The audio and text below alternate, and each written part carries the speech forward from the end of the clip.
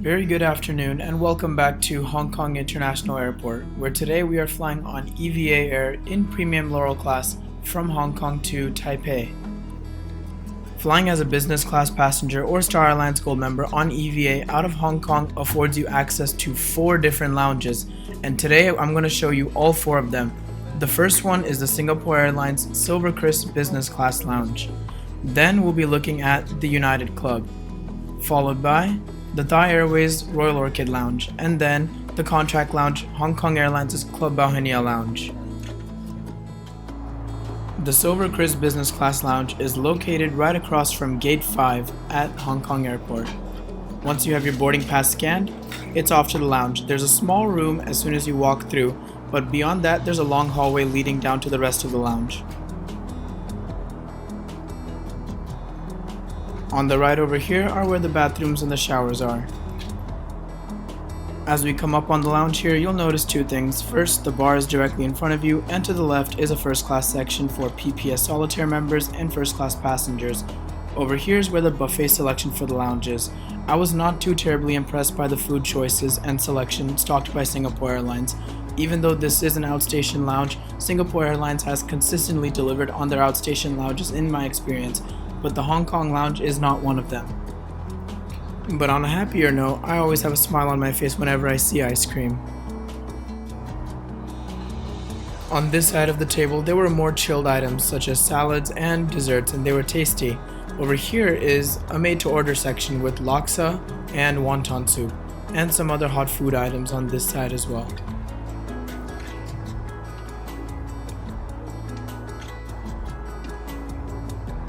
Beyond the buffet section, there were 3 distinct sections of the lounge. The first one over here are these dining style tables where you can sit and eat and work if you like, or anything at all.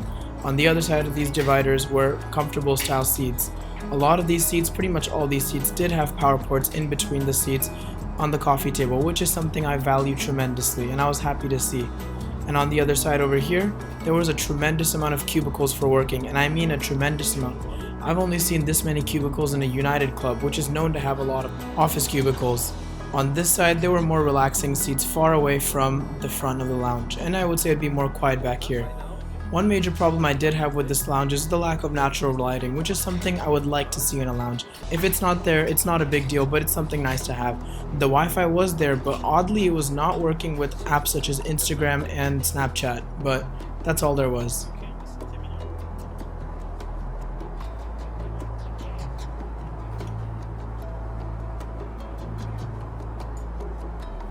The next lounge we'll be visiting is the United Club Lounge. Now, getting from the SilverKris Lounge to the United Club Lounge was quite a walk. There was a train you could have taken to skip past a lot of the gates, but I decided to walk it, and it even took me 10 minutes, and I walked pretty fast. Now, most of the times when people see a United Club, they want to run as far away as possible. I would hold on a second before doing that. Even I'm one of those people, but this lounge was a little bit different than the usual United Club. Before we begin the tour of the club, no United Club is complete without a credit card advertisement, as you can see there. This lounge was actually quite empty, and I'll explain in a minute why. First thing to the left, there's quite a few juice options, which you really don't see in the typical United Club in the US. And the seating is the exact same style as what you'd expect in a newer refurbished United Club. And there were a lot of seats, and I mean a lot of seats. Over here in these seats in the middle, there were power ports maybe every 3rd or 4th seat.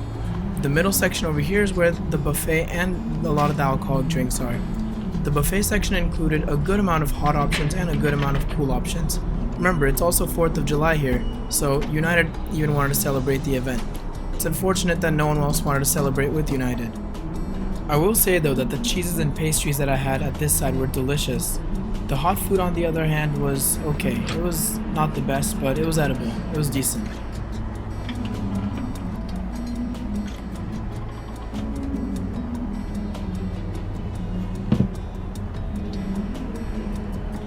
And on this side, some more hot food items along with some sandwiches and wraps.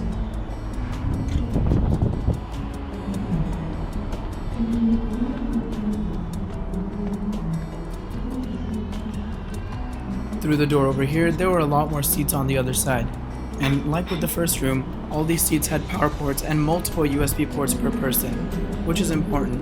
A bar on the left and a working space over here. The good thing over here is that there were numerous private cubicles where people could get work done if needed. And also over here, going back, there's baggage storage as well. So this is quite a nice lounge in terms of being stocked with amenities for your typical business passenger. This back section over here had a lot more seats as well, along with a lot of tabled seating along the window. One great thing about this lounge is that there is a lot of natural light coming from the windows, as we are right next to the tarmac. However, the downside of this is that since we are open and exposed, all the noise from the main terminal floor below does come into the lounge, it was quite noisy at a lot of times, but otherwise the privacy was most important for me. Now, why was this lounge so empty? Well, pretty much all of United's flights are in the morning before noon, so that time the lounge is super crowded, and for the rest of the day, no one else is really using this lounge as they'd rather be using other Star Alliance lounges, so this lounge is virtually empty.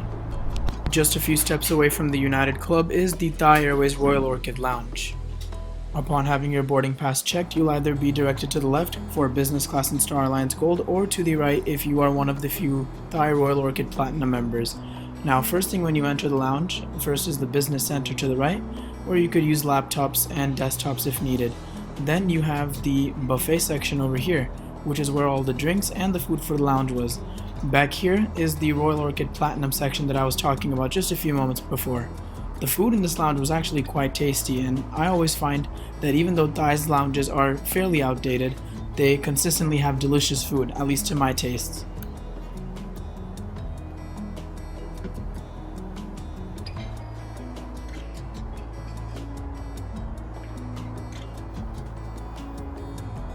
There wasn't a crazy variety of food, but whatever food there was did taste good, as I was saying.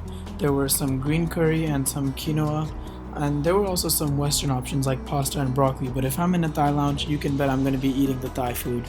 On the left side is where all your drinks were, and interestingly a pancake machine, which is something I've only seen inside of Alaska lounges in the US, not anything I've seen in any other lounges. There were some juices, some other chilled beverages inside the fridge, and to the right were some deep fried snacks along with some Thai desserts. On the left side over here is a kind of private room where families could sit inside with recliner chairs and watch TV, or if you wanted to head out, there was some more seating along the window facing the tarmac. There was not too many in this side of the lounge as it was quite separated and far away and not easy to find, but you could sit this far out if you wanted to. As before, there was great tarmac views, but the downside that does come with that is that it was awfully loud from the terminal noise below. I do not know where Thai Airways got the inspiration for this from, but there was a wide rainbow assortment of seat colors, from purple to orange to red to blue to green. I've never seen this in any other Thai lounge, but it was nice to have a pop of color inside the lounge. I'm sure you can already tell just by looking around, but even though the lounge is pretty functional, it has everything you need, it was a bit dated and the seats were definitely wearing. Back here was a nice little private section where I was just sitting and enjoying my time, away from the rest of the lounge. Now, I didn't get a chance to show it, but there were bathrooms inside the lounge, near the buffet area. For me, I was just sitting in one place and enjoying endless amounts of Thai coconut jelly for the time that I was in the lounge. It was really tasty. The last lounge we'll be looking at is actually not even a Star Alliance lounge, but it is the contract lounge that EVA Airways sends its premium passengers to, and that is the Hong Kong Airlines Club Bauhinia Lounge. This is located in the middle of the terminal, somewhere near Gate 23 to Gate 27. Once you find it, you'll see signage just like what I showed you, and from there you can either take an elevator down if you need it, or you can take a couple flights of stairs down to lounge level.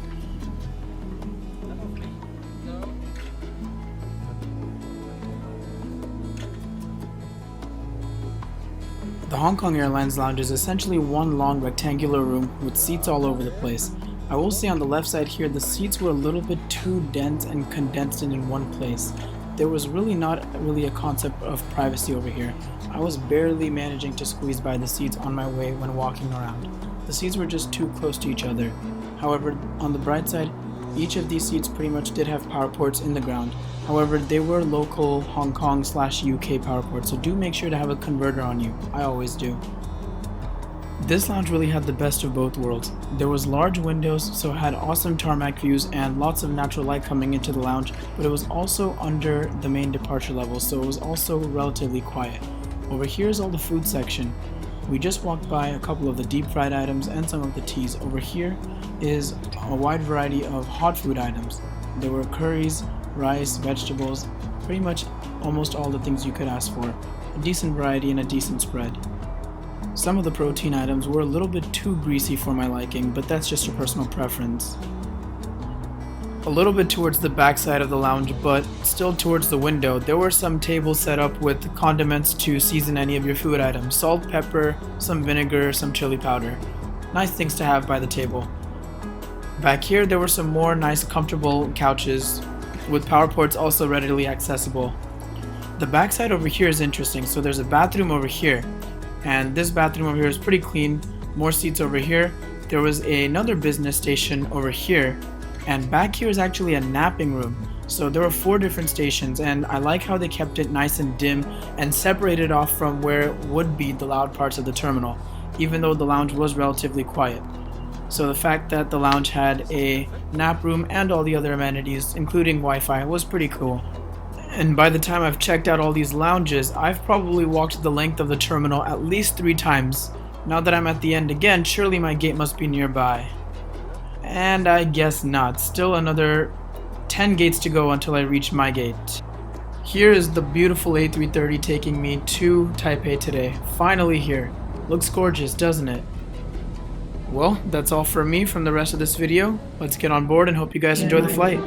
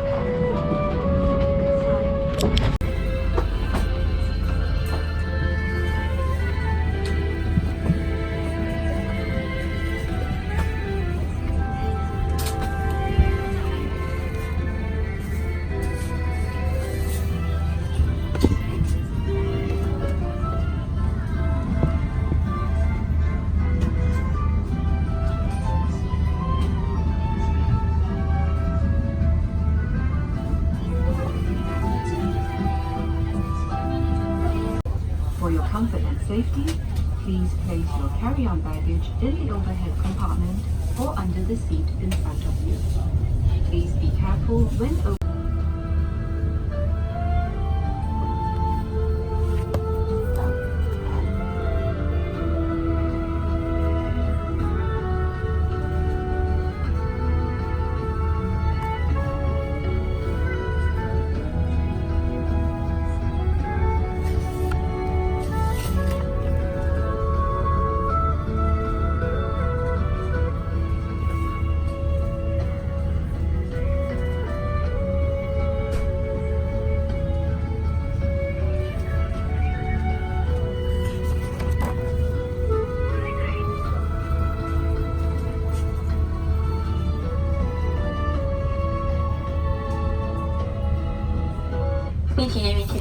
Open snap is planned.